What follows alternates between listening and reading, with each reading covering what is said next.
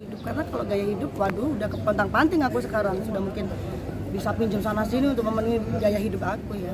Tapi emang sejauh ini suami sendiri masih memberikan atau memberikan sudah apa? Nafkah? Enggak lah, dari mana kan? ATM dia jadi udah diblokir kan, dari dia masuk lapak kan sudah diblokir. Oh. Sudah semua aksesnya nggak bisa. Jadi kalau kita mau transfer ke dia, ya kita transfer ke sipir kan buat koperasi di sana kan, atau transfer ke teman kepercayaan di sana, dia minta terus setiap hari. Tapi dia rokoknya aja satu hari dengar-dengar 200.000. Udah kayak nggak di. Makanya orang-orang korupsi itu kenapa nggak kapok ya? Karena aku udah lihat sendiri kehidupan maksudnya aku udah tahu sendiri kehidupan di sana tuh ya kayak nggak bikin orang kapok gitu. Makanya koruptor itu menurut aku pribadi tuh ya udahlah, masuk nanti keluar lagi ya gitu ya, mungkin karena ya biasa aja, karena dia video call aku aja waktu itu ya, masih komunikasi biasa aja, nggak ada yang aku pikir tuh kalau di dalam itu ya nangis bertobat. Aku pikir kayak gitu, ternyata lebay banget, itu cuma ada di film, ternyata biasa aja. Tapi dengan alasan kenapa sih Mbak harus menggugat? Apa permintaan kedua belah pihak atau gimana? Sebenarnya dari sebelum nikah kan udah ada kesepakatan kalau kamu masih judi lagi, kita pisah gitu. Karena kan judi, narkoba gitu kan udah nggak bisa dimaafin ya buat aku ya. Kalau main perempuan ya memang sih banyak orang yang nggak mau diselingkuhin gitu, tapi itu lebih yang dirugikan, karena aku belum punya anak ya, jadi yang dirugikan kan mungkin cuma aku dan dia. Tapi kalau sudah judi atau narkoba itu kan banyak pihak yang malu gitu loh. Kalau cuman main perempuan kan yang malu ya istrinya, berarti istrinya mungkin kurang A, B, C, D gitu. Tapi kan judi juga mempermalukan atau bahkan merugikan dapur rumah tangga juga. Apa? Iya kalau judi. Iya makanya kalau judi kan, maksudnya kalau cuman selingkuh atau main perempuan kan yang memalak paling istrinya ya, yang dijas orang, ya kamu kurang gini sih, kamu kurang ini, kamu begitu. Nah kalau judi ini kan banyak pihak yang dipermalukan, iya, karena judinya nih bukan judi pakai duit sendiri gitu loh, apalagi judi duit sendiri aja kita sudah dirugikan, apalagi judi pakai uang kantor, jadi banyak pihak yang dirugikan. Dan ya aku tuh herannya kan Maret itu udah kejadian gitu ya, harusnya kalau dia benar-benar berubah ya berubah, meskipun nggak total, nggak mungkin dari judinya setiap hari jadi mungkin sebulan sekali mungkin gitu loh. Ini malah yang lebih fantastis banget jualannya, itu berarti ya emang dia nggak ada niat sampai menguras harta nggak sih Pak? Ya iyalah Mas, nol. Fantastisnya berapa sih? Kalau boleh tahu fantastisnya? 27M, 27 miliar. Dipakai untuk berjudi saja atau? Berjudi saja. 27 miliar. Dan itu sudah diselidiki, memang uang itu ke pengedar ya, ke bandar. Ya. Jadi uang itu memang kan kalau di bank kan nggak mungkin sembarangan ya, jadi larinya kemana lagi? 27 ya pasti 27 miliar dan sisanya 23 miliar. Oke, 27 miliar itu dalam kurun berapa lama ya Mbak? Kalau boleh tahu. Kalau dihabiskannya? Kalau di apa namanya? Di berita acara apa Mas?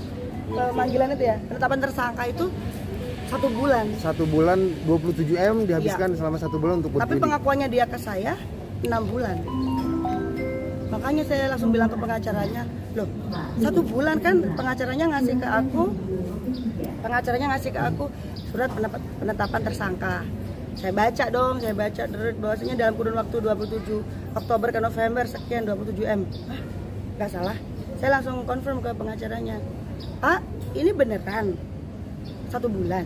Karena pengakuannya dia ke saya memang nggak tertulis, namanya suami istri masa pengakuan tertulis ya nggak mungkin. Dia bilang dari mulai 6 bulan yang lalu, berarti Agustus, September, Oktober, November, Juli jadinya. Juli, Agustus, September, Oktober, November. Juli, Agustus, September, Oktober, November. Mungkin kalahnya Juni. Satu bulan itu kalahnya. Kalau Mungkin 6 ya. bulan itu mungkin Juni ada berarti. ada kalah kan. Kalau dia bilang sama saya 6 bulan Juni berarti, karena Desember diproses kan. Juni. Tapi langsung nggak dibalas sampai detik ini sama pengacara. 27M bisa dibilang udah parah banget ya, maksudnya gede banget ya segitu. Kayak nggak masuk akal aja. Aku pikir kan hampir 150 juta uang kita, nggak tahu 150 atau lebih, nggak tahu ya. Pokoknya di atas 100 juta uang program hamil. Itu dia kejadian itu dia ngaku, saya bilang berapa ratus lagi. Saya sampai begitu karena udah ratusan kemarin kan, udah ratusan yang banyak. Berapa? Dia sambil nangis. Berapa? Saya bilang gitu. Miliar itu. Shock gitu, gimana sih? Miliar buat judi kayak gitu, sedangkan aku mau benerin rumah aja 45 juta, kamu gak bantuin. Sakit hati banget gitu loh, kayak buat istrimu aja itu kamu ngeluarin duit 45 juta aja nggak mau gitu loh. Ini judi, meskipun itu dalam orang bilang karena nggak di depan mata ya, mungkin kalau kasino atau apa kan duit depan mata banyak banget, mungkin dia kan angka doang nih, pakai duit angka kan, jadi nggak berasa, mungkin kayak gitu loh. Dan penyesalannya dia itu juga nggak saya rasakan, nggak nyampe ke sini, karena dia masih ketawa-ketawa waktu udah di dalam nih, sudah dititipkan kejaksaan itu, dia telepon pakai video call itu ya ketawa-ketawa aja, enak ya di sini ya, makan 3 kali, banyak teman, seperti itu. Saya punya buktinya semua, dia ngomong kayak gitu tuh kok kayak nggak nyesel ya gitu. Sampai teman-teman saya yang di BRI, teman-teman saya yang ibu-ibu di sana itu, saya tuh ketemu sama suaminya Mbak Lia di Kanwil waktu belum dipanggil, waktu belum dititipkan kejaksaan. Saya gemes banget, kok mukanya kayak nggak bersalah sih, ada ibu-ibu tuh bilang kayak gitu. Saya bilang untuk ya gimana, saya nggak mau komen karena suami saya juga kan, cuman ke saya juga ternyata begitu gitu.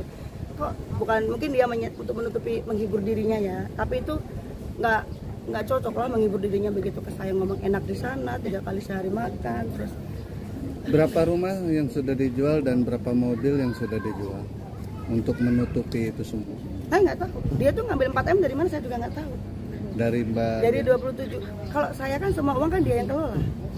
Jadi uang selama nikah sampai sekarang tuh dia semua yang urus. Tiba-tiba yang sisanya tinggal terakhir 400 juta pun harus di-store.